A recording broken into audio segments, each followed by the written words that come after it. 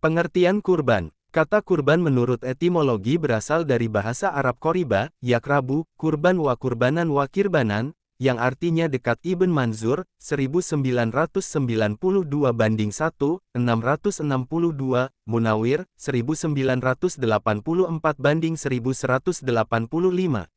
Maksudnya yaitu mendekatkan diri kepada Allah, dengan mengerjakan sebagian perintahnya.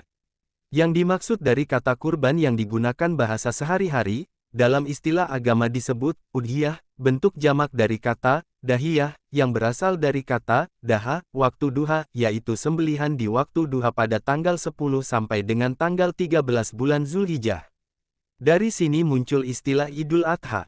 Dari uraian tersebut, dapat dipahami yang dimaksud dari kata kurban atau udhiyah dalam pengertian syara, ialah menyembelih hewan dengan tujuan beribadah kepada Allah pada hari raya haji atau Idul Adha dan 3 hari tasyrik, yaitu tanggal 11, 12, dan 13 bulan Zulhijjah.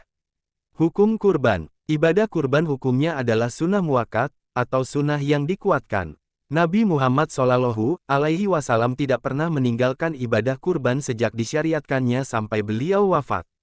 Ketentuan kurban sebagai sunnah muakkad dikukuhkan oleh Imam Malik dan Imam Al-Syafi'i. Sedangkan Imam Abu Hanifah berpendapat bahwa ibadah kurban bagi penduduk yang mampu dan tidak dalam keadaan safar bepergian hukumnya adalah wajib. Ibnu Rushd Al-Hafidh, 1/314. Keutamaan kurban. Menyembelih kurban adalah suatu sunnah Rasul yang syarat dengan hikmah dan keutamaan. Hal ini didasarkan atas informasi dari beberapa hadits Nabi Shallallahu Alaihi Wasallam, antara lain. Aisyah menuturkan dari Rasulullah Shallallahu Alaihi Wasallam bahwa beliau bersabda, tidak ada suatu amalan yang dikerjakan anak Adam manusia pada hari raya Idul Adha yang lebih dicintai oleh Allah dari menyembelih hewan. Karena hewan itu akan datang pada hari kiamat dengan tanduk-tanduknya, bulu-bulunya, dan kuku-kuku kakinya. Darah hewan itu akan sampai di sisi Allah sebelum menetes ke tanah. Karenanya, lapangkanlah jiwamu untuk melakukannya. Hadits Hasan, riwayat Al-Tirmidzi, 1413 dan Ibn Majah, 3117.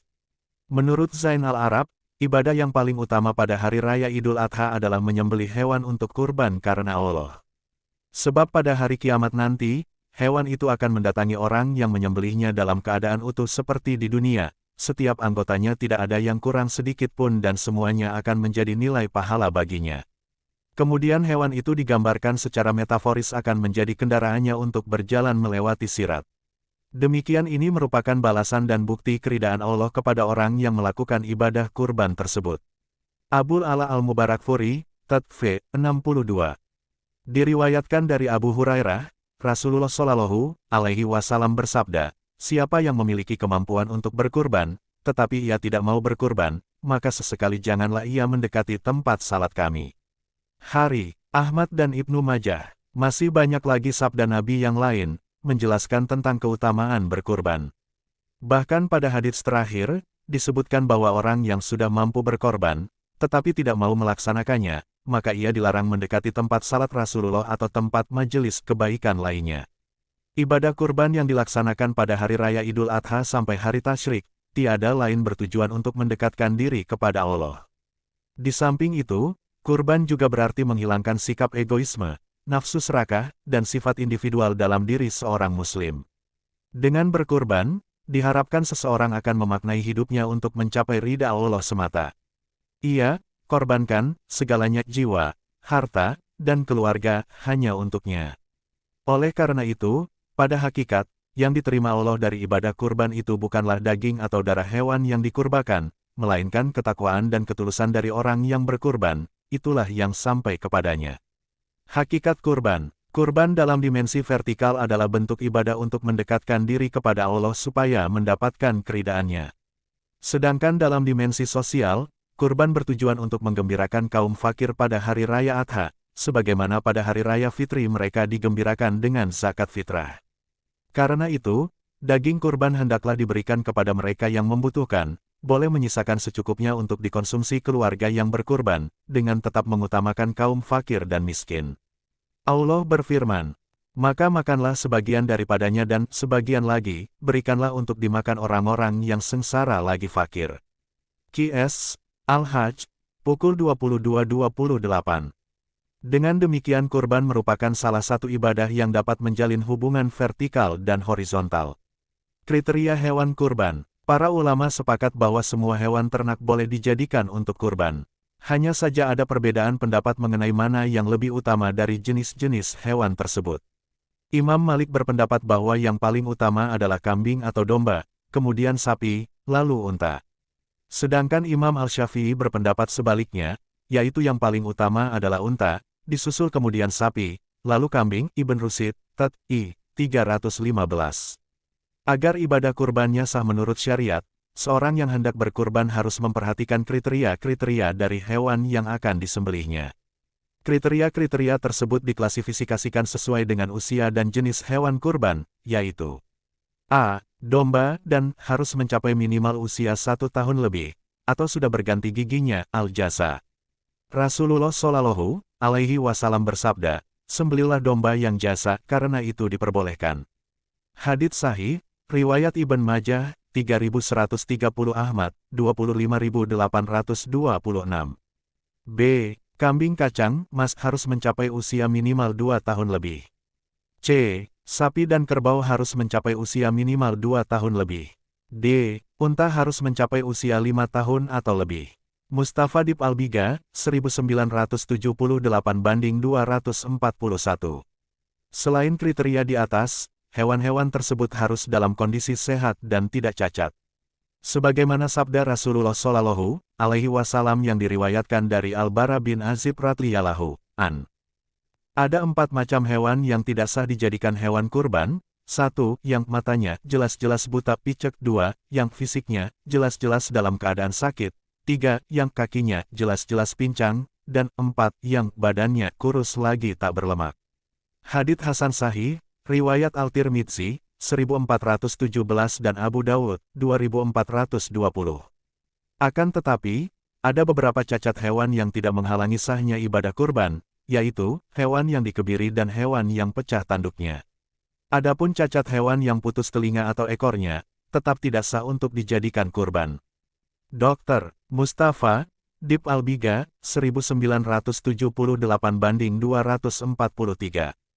Hal ini dikarenakan cacat yang pertama tidak mengakibatkan dagingnya berkurang cacat batin, sedangkan cacat yang kedua mengakibatkan dagingnya berkurang cacat fisik. Ketentuan kurban. Berkurban dengan seekor kambing atau domba diperuntukkan untuk 1 orang, sedangkan unta, sapi dan kerbau diperuntukkan untuk berkurban 7 orang. Ketentuan ini dapat disimpulkan dari hadits berikut. Diriwayatkan dari Jabir bin Abdillah, kami telah menyembelih kurban bersama Rasulullah Shallallahu Alaihi Wasallam pada tahun Hudaibiyah, seekor unta untuk 7 orang dan seekor sapi juga untuk 7 orang. Hadits sahih, riwayat Muslim, 2322, Abu Dawud, 2426, Al-Tirmidzi, 1422 dan Ibn Majah, 3123. Hadits selanjutnya menjelaskan tentang berkurban dengan seekor domba yang dilakukan oleh Rasulullah Muhammad Shallallahu Alaihi Wasallam. Dari Aisyah radhiyallahu anha, menginformasikan sesungguhnya Rasulullah Shallallahu Alaihi Wasallam menyuruh untuk mendatangkan 1 ekor domba kibas yang bertanduk. Kemudian domba itu didatangkan kepadanya untuk melaksanakan kurban. Beliau berkata kepada Aisyah, "Wahai Aisyah, ambilkan untukku pisau golok." Nabi selanjutnya memerintahkan Aisyah, "Asahlah golok itu pada batu asah." Aisyah kemudian melakukan sebagaimana yang diperintahkan Rasulullah. Kemudian Nabi mengambil golok itu dan mengambil domba kibasi kemudian membaringkannya, dan menyembelihnya sambil berdoa, dengan nama Allah, "Wahai Allah, terimalah dari Muhammad dan keluarga Muhammad dan umat Muhammad." Beliau berkurban dengan domba itu. Hadits sahih riwayat Muslim 1967. Doa Nabi dalam hadits di atas, ketika beliau melaksanakan kurban, "Wahai Allah, terimalah dari Muhammad dan keluarga Muhammad dan umat Muhammad." Tidak bisa dipahami bahwa kurban dengan 1 domba cukup untuk keluarga dan untuk semua umat Nabi. Penyebutan itu hanya dalam rangka menyertakan dalam memperoleh pahala dari kurban tersebut. Apabila dipahami bahwa berkurban dengan 1 kambing cukup untuk 1 keluarga dan seluruh umat Nabi Muhammad, maka tidak ada lagi orang yang berkurban. Dengan demikian, pemahaman bahwa 1 domba bisa untuk berkurban 1 keluarga dan seluruh umat, harus diluruskan dan dibetulkan sesuai dengan ketentuan 1 domba untuk 1 orang, sedangkan onta, sapi, dan kerbau untuk 7 orang sebagaimana dijelaskan hadits di atas. Waktu pelaksanaan kurban. Waktu menyembelih kurban dimulai setelah matahari setinggi tombak atau seusai salat Idul Adha, 10 Zulhijjah, sampai terbenam matahari tanggal 13 Zulhijjah. Sedangkan distribusi pembagian, daging kurban dibagi menjadi 3 bagian dan tidak mesti harus sama rata. Ketiga bagian itu, 1 untuk fakir miskin, 2 untuk dihadiahkan, dan 3 untuk dirinya sendiri dan keluarga secukupnya. Dengan catatan, porsi untuk dihadiahkan dan untuk dikonsumsi sendiri tidak lebih dari 1/3 daging kurban. Meskipun demikian memperbanyak pemberian kepada fakir miskin lebih utama. Dip Al-Biga, 1978 banding 245.